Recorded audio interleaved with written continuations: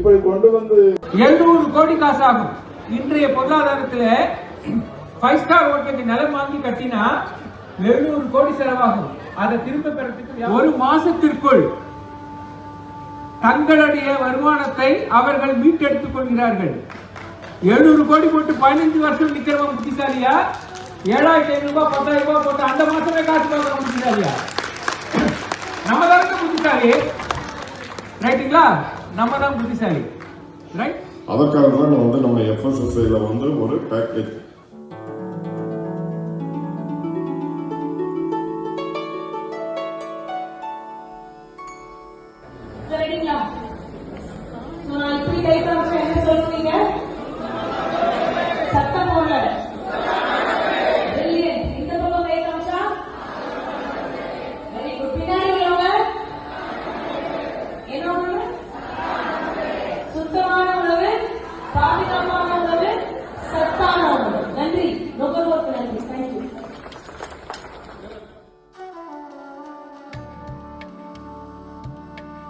இன்னைக்கு வியாபாரம் நடந்த மாதிரி தான்.